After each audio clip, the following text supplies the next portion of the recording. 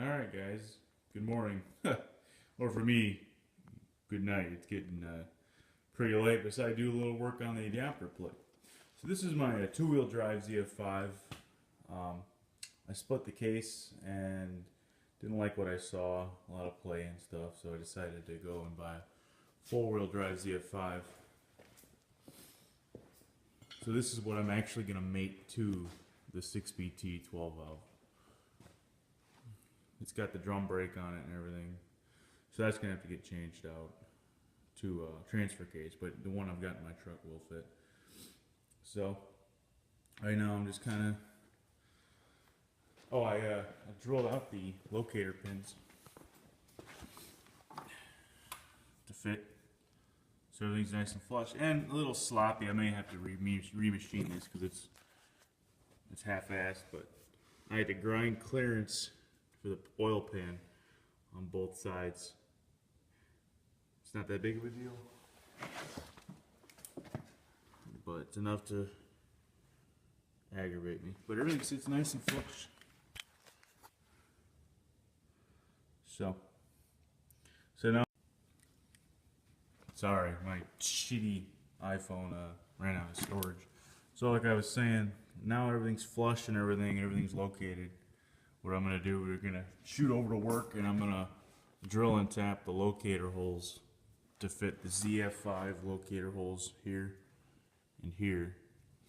And that way that'll give us our location overall in relation to what it needs to be. Center on the crank, center of the shaft. Alright. Yeah, I had a thought. I'm using the truck as my daily driver, and this very truck is what's going to have the Fummins thrown in it. It's got a 351 with an E4OD in it.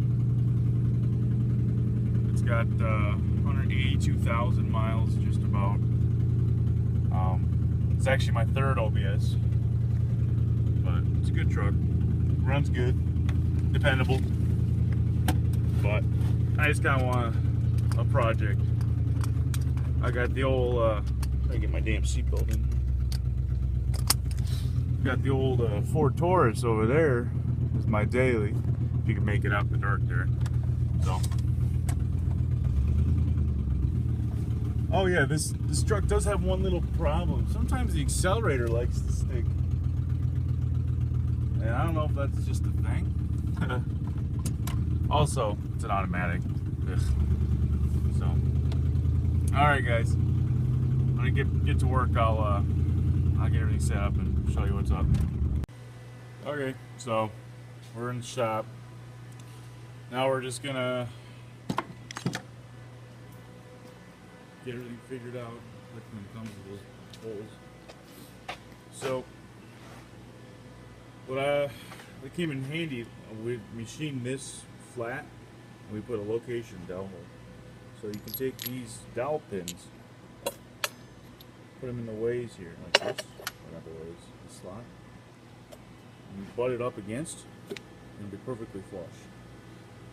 This is tight, well it was tight, and so what we gotta do is bring the spindle down, sweep this, and we know from this center, X, Y, 8 inches down, that'll be 0 off the crank. But we're worried about up here, because I've measured, and the center of the crank to those two dowel bowl holes we need to mount the ZF side is 10 inches. So I just got to go 2 inches up, and then whatever the distance is between the holes. Just 7 3/4, I think. So I'm going to go check my CAD drawing, and then we'll move from there. Everything is fixtured, everything's bumped off. So now I got to indicate this hole, and then it was 2 inches, so reset the machine. It's a little bit after hours here, so everything's shut down.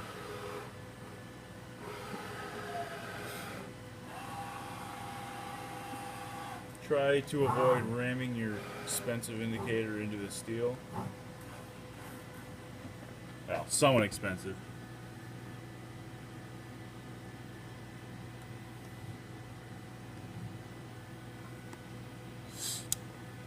piece of shit X test. Just the extra one I had laying around here. Okay. I'll indicate everything in, and then when you see me next, we'll probably be making some holes. Okay, we did a little math here and there. So now we went from here, we went 2 inches up, and now the pattern between the both holes is 7 inches and 7/50, or 7 3/4. So half of that would be 3 inches, 875 thousandths. So I need to go negative 3,875, positive 3,875.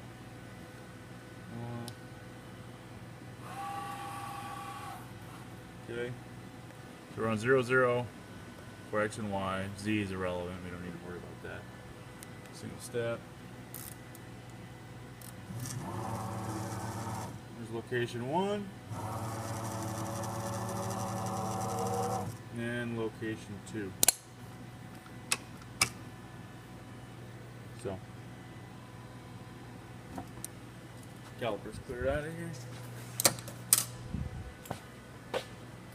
Wore short pants today instead of shorts.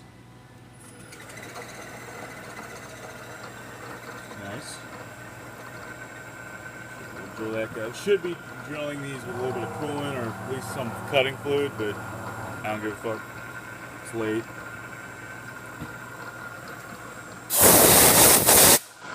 So now, at least we got our points established. Now we need to figure out what kind of shoulder bolt I want to put in there. Those are. Let's see. Let's set you good. See, it's a 1/2 inch diameter, so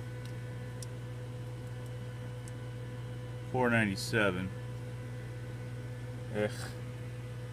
I mean, it'll work. So we'll just get 2 of these. We gotta measure the threads. So those are 3/8 threads. So for a 3/8 thread, we would need a 5/16 drill.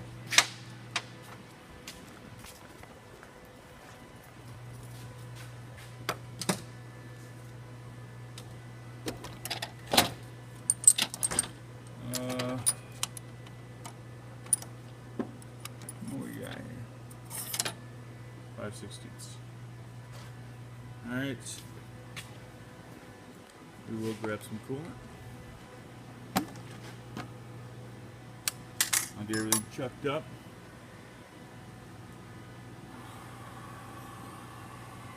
And then I'll make some holes. Okay, holes are blasted through. Let's see if I can't completely mess up this power tapping one-handed. Okay.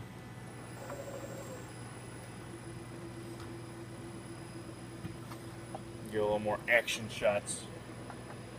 Sure, coat your tool good with coolant. It's always a good idea.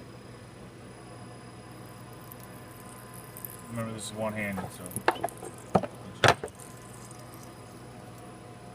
All right.